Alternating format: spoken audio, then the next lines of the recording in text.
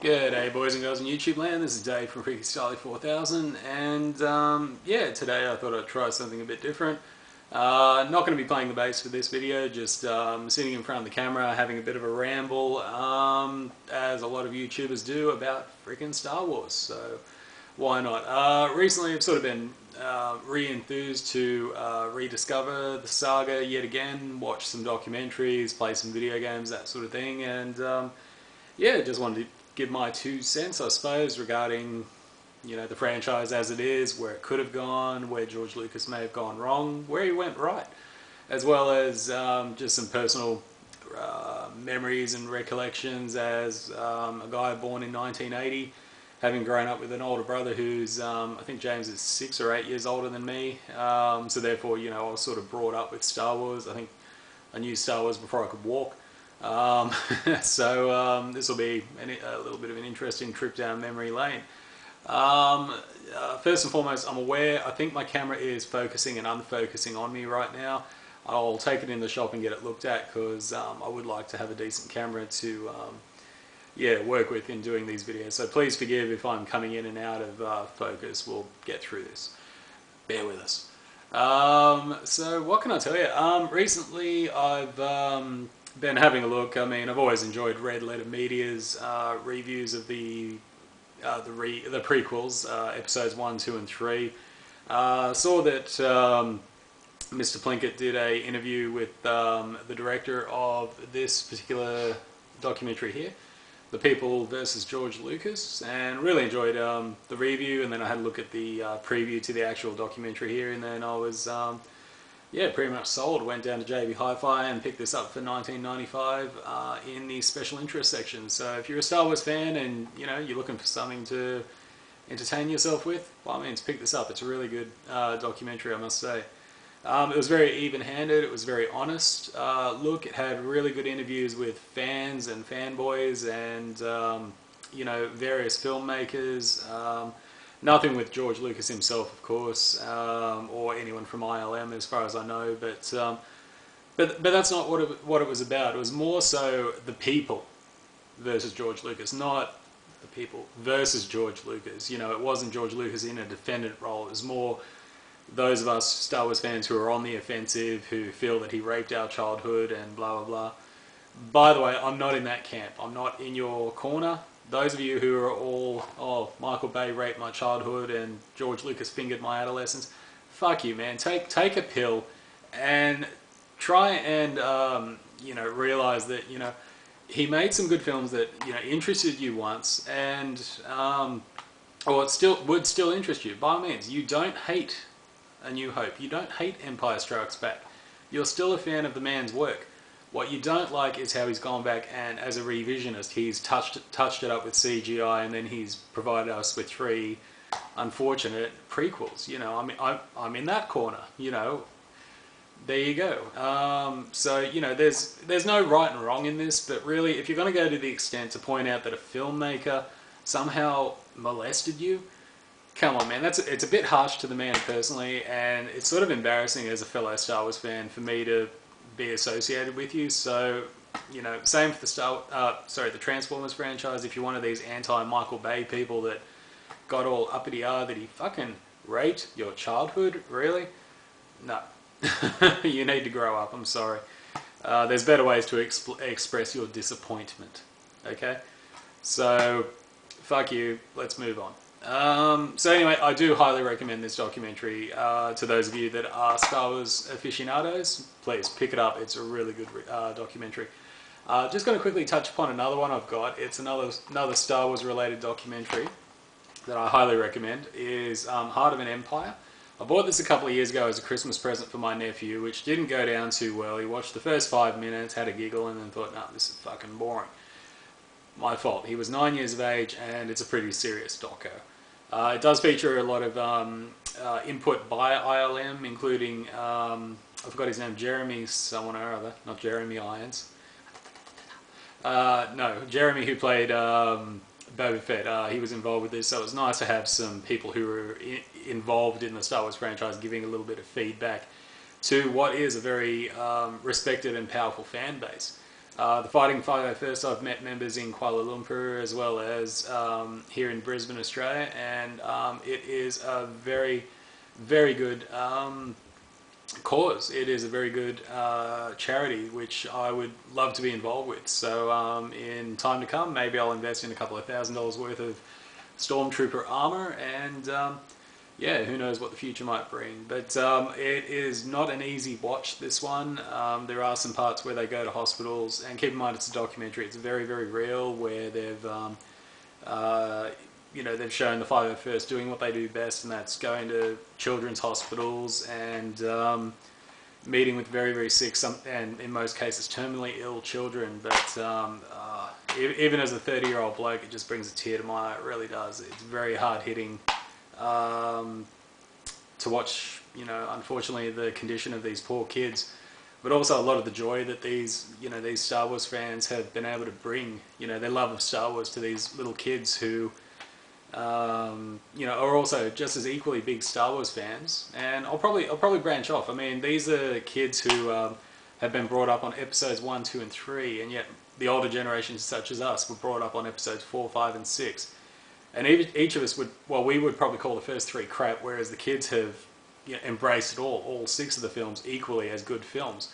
It's weird, and yet, you know, there would be cases whereby the older generation would try to dictate to the younger generation that episodes 1, 2, and 3 are crap, and yet, you know, we were kids once as well. You know, I mean, that's what got us involved. Was A New Hope was essentially episode 1 without the CGI rabbit, but it was sort of childish in a way.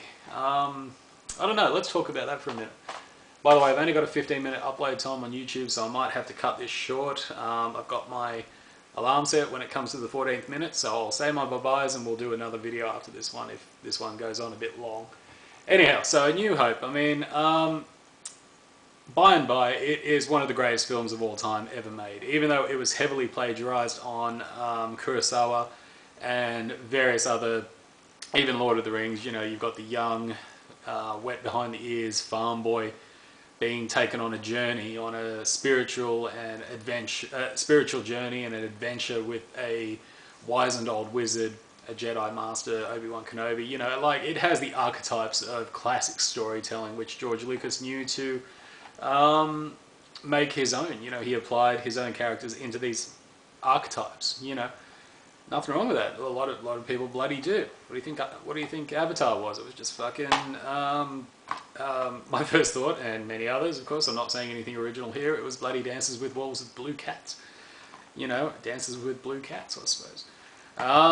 You know, so you take these archetypes, and because it works, it's classic storytelling. You know, same thing. Unfortunately, you know, George Lucas had to go with a biblical sort of overtone with Episode 1, whereby Anakin Skywalker is born of a virgin, etc., etc. But we'll talk about that later when I get to Episode 1, I suppose. So we're starting with what we call the real first, second, and third movies. Episode 4 is the first movie. Sorry, I don't care if it's not sequential in terms of the saga's chronology. It is the first film. It's the one we all fell in love with. It is the one that we all grew up with, and, you know, essentially the perfect adventure film. We all enjoyed it. We all loved it.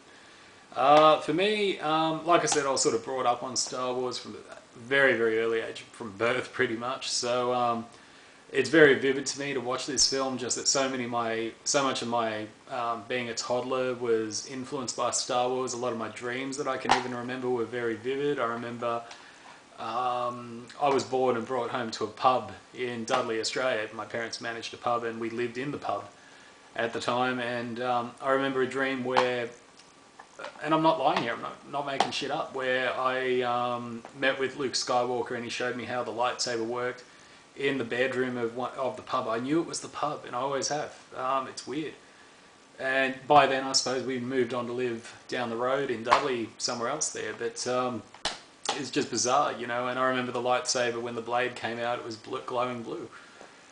Weird shit like that, you know. Other recollections, I can tell you, watching this, I made a lot of those silly little mistakes that kids make when they watch movies at a young age, where, you know, C-3PO and R2-D2 had ejected in the escape pod and crashed on Tatooine, and as they're walking down the sand dune away from the pod, you can see their footprints leading back to it.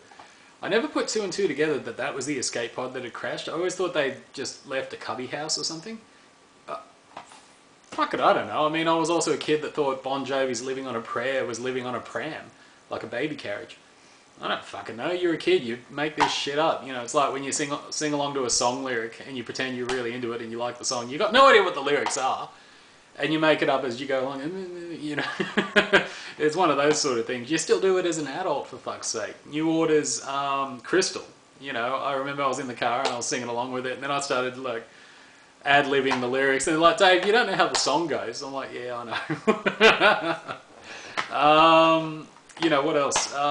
The other funny one was when C3PO eventually leaves R2-D2 and he goes off on his own, and then he sees the Jawa sandcrawler in the distance blinking in the sunlight, and he's calling out, over here, help, please help. And then the camera cuts to looking back at C3PO up on the sand dune, silhouetted up there, and the Crate Dragon skeleton is behind him, and he's yelling out, please help, please help. As a kid, I thought that that is who C3PO was yelling at. I thought we'd closed up to the sandcrawler somehow, and I don't know. The guy's yelling, please help, but C3PO is also yelling, please help. Don't know. I never put two and two together until my adolescence, I suppose, when I came back to rediscover the trilogy sometime or other. Don't know, you feel a bit silly about it, but yeah, you know, that's the experience of Star Wars, I suppose.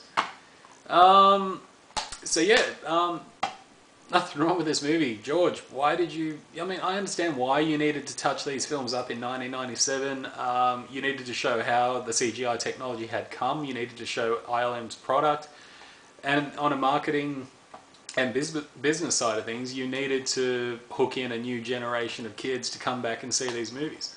I was 17 at the time, so I'm of the older generation. He needed to get those 10 and 11-year-olds involved and excited, and then he needed to announce that, yeah, we're working on episodes 1, 2 and 3, and wow, we're all excited again, you know. So yeah, that's the way it went, and you know, I fully understand why George wanted to go back and touch it, but oh, there's the alarm, so we're on the 14th minute.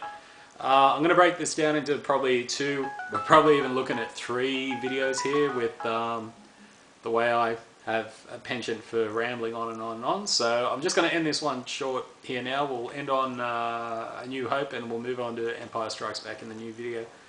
But just to finish up, George, you know, we understand why you needed to touch it up in 1997 to do the remastered, you know, versions.